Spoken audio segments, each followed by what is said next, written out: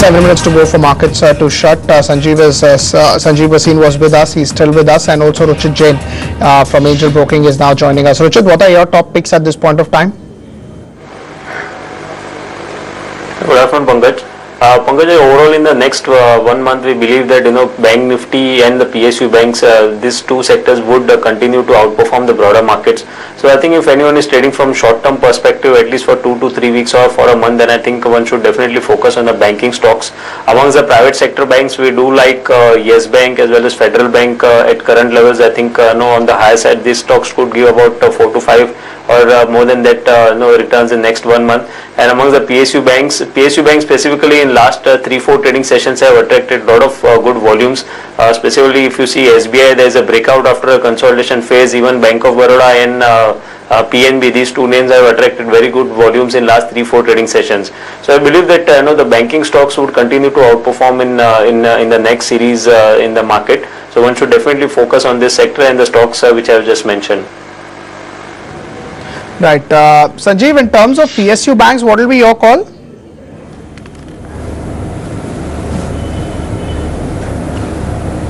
Can you repeat it, Pankaj? I couldn't hear you. On the PSU banks, what is your stance?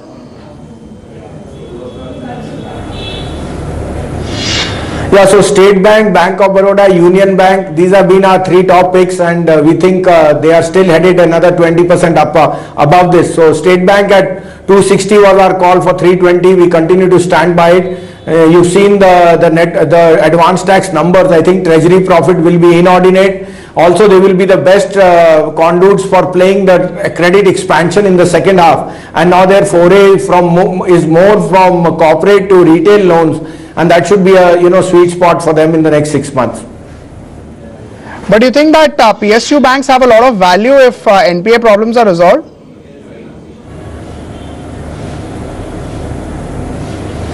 Well, we've heard a lot about that. If we do get a suggestion like a bad bank or some recapitalization, or like we've just seen that extension of the SA4, I think it's a huge plus point. Plus, Pankaj, you have to take that a lot of sectors like commodities, power, these asset write-downs can now become write-backs, and that should be providing some sort of liquidity on the bank's balance sheet.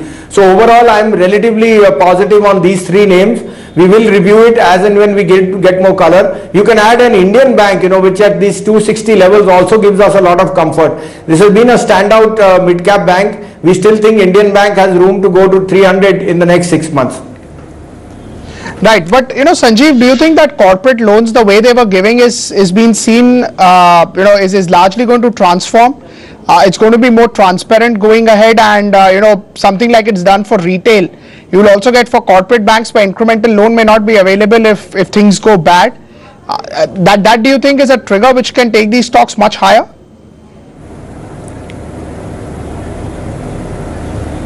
Yeah, so like you pointed out, there is a lot of reform on how people can give loans, and that was never in doubt. It is just that there were a few bad eggs which are there in any industry. And I think there is a lot of prudence, from the likes of State Bank and so on. We think there will be more relaxation there. You are seeing there is a change of attitude as far as not putting the gun to your head as far as, sale of some of the assets which have been quirky. And thirdly, it will also give them more freedom of exercise of due diligence. With the right to receivables also going up with the SARFAESI Act and the other parliamentary ordinances which you have. So I think that the watchdog is going to give a lot of teeth for recovery, and that should be a sweet spot. We will have to wait for time how it plays out. But I think given the risk reward and the valuations at 30,000, definitely some of the PSU banks are worth being re-rated. And Sanjeev, for the private sector banking names, do you think that because of the valuations, they are so eager to go ahead and do an acquisition to maintain their valuations?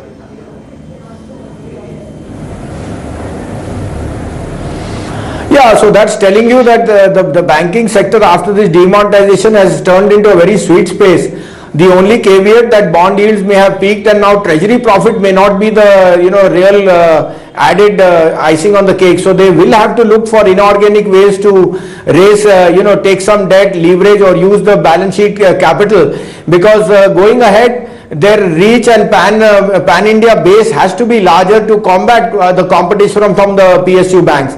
So I think rightly there will be some of the mergers, acquisitions with some of the NBFCs stroke microfinance companies being on the prowl by some of the larger banks, and I think over a period of time that will have a little bit of risk reward. But given that the next 2 years seem very, very good for credit expansion, I think that would be a bold move going ahead.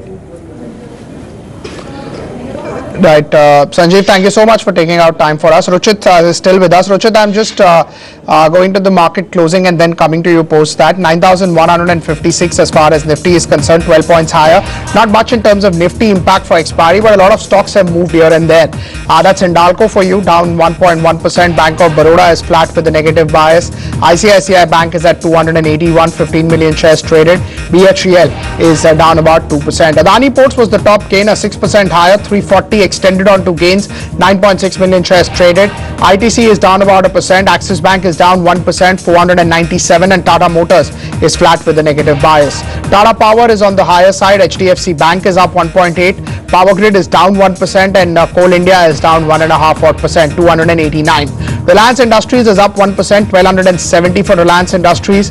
Tata Motors DVR is down 1%. Tata Steel is down 1.4, 477, and M&M is up about 12 rupees, 1283 for M&M. That's Aurobindo Pharma for you, 673, fell in the last half an hour of trading session, but it's in the green. Bharti Airtel is up around 3 rupees, and Tech Mahindra on your screen is also in the positive side. Markets have shut for the day, 9158 for the Nifty on the positive side. Bank Nifty did well, and even the broader markets did well today. That's Adani Ports, went up in the last 1 hour of trading session, 6% higher, 341, 9.7 million shares traded. Very, very strong move for Adani Ports. It was the top gainer on the Nifty pack. No news flow. It can be because of FNO expiry as well, but that is only something which will come to know data when the data is released today evening. Eicher Motors 2.6% higher, 25,720. Remember, even a couple of days back it was in the top gaining list. Right now it's just shy away from an all-time high, 84,000 shares traded for Eicher Motors, 663 rupees higher, 25,720 for this name. It's the second top gainer as we close. GAIL is up 2.3, 382. Not much again to read into the movement, but volumes are high. So 18 million shares traded. Again, in the first half of the trading session, it did not do anything, and then in the second half it went up. You just saw the adjustment happening from 82 to 79. So that's the adjusted close as far as GAIL is concerned. Let's also look at the other gainers and what's happening. So HDFC Bank, again, this is a 230 factor stock. So in the last 1 hour, you did see a lot of action into HDFC Bank, 2.6% higher right now, 1466 for HDFC Bank. Bharti Airtel also did well. It was up 1.8. It was nowhere into the gaining name earlier. That's IndusInd Bank, 1.7% higher. Bharti Airtel, 3.8 million shares, 6 to 7 rupees on the higher side. IndusInd Bank did well. Reliance Industries went up to about 1%, 1270 for Reliance Industries, and SBI, third or the fourth day in a row, did particularly well. Let's look at some losers also. Idea was the top loser. So Bharti was among the top gainers. We just saw that. Idea was among the top losers. 2% down, 44 million shares traded. BHEL went down, 15 million shares traded, down about 2%, 164 for BHEL. ONGC also went down. ONGC was down 1.6%, around 183. That's BHEL, 164. That's ONGC, 183 for ONGC. Coal India and Tata Steel are some of the other losers. Coal India is down 1.5% towards close. Tata Steel is down 1.4% towards close. Bosch is down 1.3, and Hindalco was also on the lower side. Let's go back to Ruchit. He's still with us. Ruchit, let's talk about some stocks. Let's talk about Adani Ports. What do you make of the closing? Yes, today's move was very much expected, Pankaj, because if we see, then already during last week the prices had given a breakout on 16th of March. Post that, although the consolidation phase were there, but whenever we see consolidation after breakouts, those consolidations are usually healthy and they lead to next leg of up moves. So definitely we have seen a good volumes also coming in today's session. So I believe that this upside positive momentum would continue in the near future. The stock has potential even to rally another 8 to 10% from current levels up to 360 levels. Right, but don't you think that risk rewards are not very favorable now? Yes, definitely risk rewards are not very much favorable for fresh entry because the lower end of this consolidation of last 6 trading sessions is somewhere around 314. So if you enter now, your stop losses would be somewhere placed below 314 for targets around 300, somewhere around 316, 360. So if you get minor dips maybe in a day or two and you get it around 330, ideally those would be very good levels to enter into the stock again. Right. In terms of Adani Ports, what do you think is the life high? What do you think is the ultimate target if somebody wants to stick on? Basically, as of now, I would just look to for another 10% higher, maybe around 360. And if 360 is crossed, then we have a previous highs of October 2015 around 372. So 360 to 370, one can assume that those would be the first resistance zone that that we should watch out for. So any long positions if are there in this stock, one should definitely continue to hold till this target of 360 to 370 is achieved. Right. What is your call on HDFC Bank 1466? Do you think it's only an expiry impact? Although we may tell this is an expiry impact. That is why today so much momentum was there. But Pankaj, if you observe the broader degree charts on HDFC Bank, then definitely since the month of January itself, the stock is continuously forming high top, high bottom structure. And in fact, we have not seen any kind of major corrective move coming into this stock. Whenever the corrections were there, those were a sideways movement in the stock rather than price correction. So this is an effect of the overall broader trend which is going on in the stock. On 17th of Feb, we had seen that the stock had shown a gap up opening and had registered a high around 1454. So today the stock has also given a good closing above that above its previous high. So I think that's a positive sign, and this trend could quite continue for maybe next 1 month. And also now, as I said a few minutes earlier, that for next 1 month we are expecting the banking sector as a whole to outperform the broader markets. So in the bank Nifty itself, the highest weightage comes with HDFC Bank, and the kind of the move that it has shown in the recent past, definitely we can expect some good outperformance during the next series from this stock. Right. Indiabulls Real Estate, HDIL did well. Do you think mid-cap real estate will now continue to do well? Yes, mid-cap real estate would continue to do well, but one needs to be very stock specific within the sector. Specifically, I think Indiabulls Real Estate in today's trading session has given a breakout after a long consolidation phase. Earlier, 85 used to act as a very strong resistance for this stock. Whenever there were pullback moves, the stock never used to cross 85 levels in the recent past. Today we have seen a strong closing above the 85 levels, and also if we compare the volumes from the recent past, the volumes are quite good. So this is a positive indication. So this could be one of the outperformers, and we could see levels around 95 probably next 1 week or so.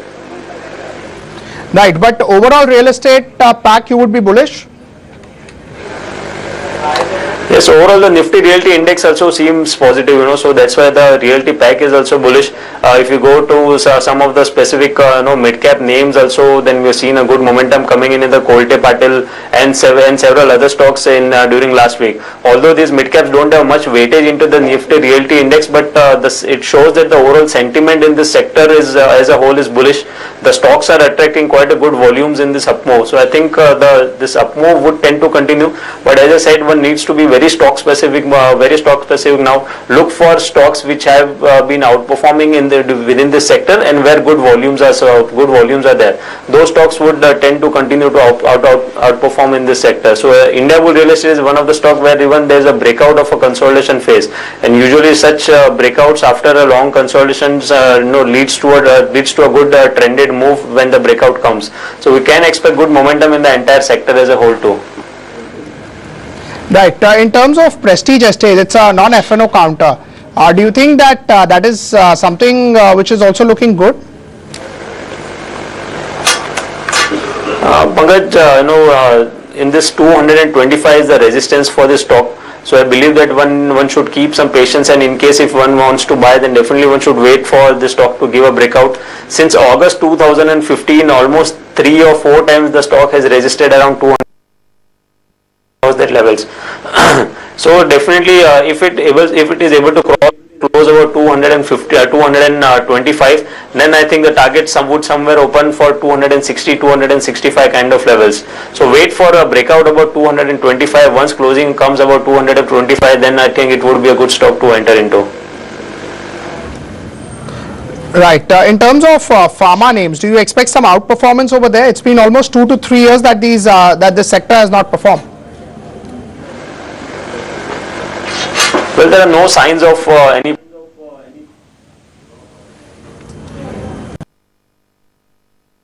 Over there has had that slight bit of issue, so that's why probably we'll just reconnect with him. What we can do in the meanwhile is that listen to Rajan Matthews. He sat down with my colleague Rajiv Makhani. Let's just listen in what he told him. Aadhaar being linked now to every single mobile connection. Lot of confusion out there in the market. People don't really know if it's going to happen, has to happen, and what is the toll it will take. This will cost a bomb to do, right? About 2,500 crore rupees to connect or to reaffirm 1.1 billion connections. Now, please understand that this came as a PIL to the Supreme Court. The Supreme Court came back to the DOT and said, look, there's a security issue. We would like to ensure that the customers who are using mobility are in fact authentic and verified. So the only thing that could meet the test, and we've tried other things previously, was a Aadhaar-based, KYC-oriented activation. And so once that is appropriate going forward, the obvious question is, why isn't it applicable for everybody else? Behind, yes. And this is what the retroactive, and by the way, other countries have done this in terms of going back, re-authenticate this, but the cost is not trivial, 2,500 crore rupees. Who takes that cost? The operators. What is it that's happening? It's MediaTek chipsets, and you actually identified 8 different phones that are actually right out there being the villains of slowing down networks. Can you just expand? Yeah, so what happens is that when you have a dual slot for SIMs, right, if you put a all 4G network, which in our context happens to be Reliance, internationally, hey, there are lots of only 4G. So if you put that in the first slot and you put a regular 4G or other slotted SIM in the other slot, no problem. Okay. The moment you take the Reliance JioSIM or the single operator, the 4G single operator network, put it into slot 2, take any other operators and put it into slot 1, it starts degrading the first slot, which is the other operator now, by as much as 40%. Part of what we saw as the cause was that in the second slot, the programming of the second slot on the chip issue was that it said, if you don't detect a 4G network, look for a 3G and look for a 2G. In an all 4G network, there is no 3G. So your phone is continuing to spin and look and consume power, and then it starts degrading the capacity and the throughput and the quality of the first. And this was all found on MediaTek chipsets only, so it wasn't something that was happening on any other. Right. That's the present analysis has indicated it is sort of limited to that. We don't know beyond that. We're still continuing. That was Rajan Matthews talking to my colleague Rajiv Makhani. Ruchit is back with us. Ruchit, can you just talk about the telecom space? And in the telecom space, can you start with Reliance and then we can talk about Idea and Bharti? Pankaj, overall, two stocks, that is Reliance and Bharti, seems to be very attractive at current levels. Reliance Industries, as all of us know, had given a breakout after this 8 years of consolidation phase, and after this up move last 8 to 10 trading sessions, we have also seen some sort of consolidation or correction coming in the stock. Now what happens is, usually whenever the stock is in an uptrend and any correction comes, then 20 EMA on the daily charts and 200 SMA on the hourly chart. This is a very good combination, and if prices come around those levels, then definitely it becomes a good buying opportunity. Now after this recent correction in last 8-10 trading sessions, Reliance Industries is seen taking support around 20 EM on the daily charts, which is placed around 1250. Similarly, as I said, on the hourly chart also 200 SMA is placed around similar levels. So the risk reward is quite favorable to go long at current levels. One should definitely buy, keeping stop loss somewhere below 1220, and one can expect that the recent high 1320, 1325, which was that would be surpassed. Apart from that, Bharti Airtel, definitely this stock too had given a breakout couple of months earlier. After the breakout, the stock went high up to 401 and again corrected. The entire up move from 288 to 401, if we take retracements, then right now the stock is trading around 61.8% retracement, which coincides with the 89 EMA on the daily charts. Usually these combination of these two also becomes a very good support. So we can expect a pullback move. It would be very early to say whether that would be a trended up move, but yes, definitely the pullback move could be there and the stock could go up to 370. And then the last one, Idea, the stock has given a breakdown from its support of 102, 103 levels and 403 levels, and prices giving any sort of pullback move. So I think this stock would continue to underperform the sector as a whole, and in fact the stock could see further correction up to 81 or 82 levels. So I would advise to avoid Idea even after this recent correction, but definitely a pullback move could be seen in Bharti, and Reliance could again resume its uptrend. What would be your call on Voltas? That's also a stock which has done quite well recently. Already some good move is behind us. We have seen in last few trading sessions the price has rallied significantly from 330 to 430.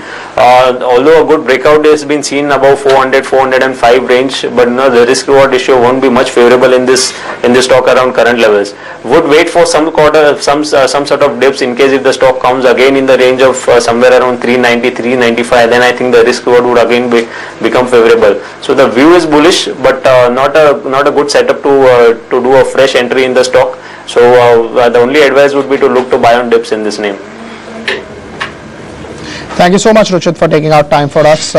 Hope to see you again soon. That is a view coming in from Ruchit Jain of Angel Broking. We have the adjusted close 9,173. It's a record high closing. Bank Nifty has been hitting records high.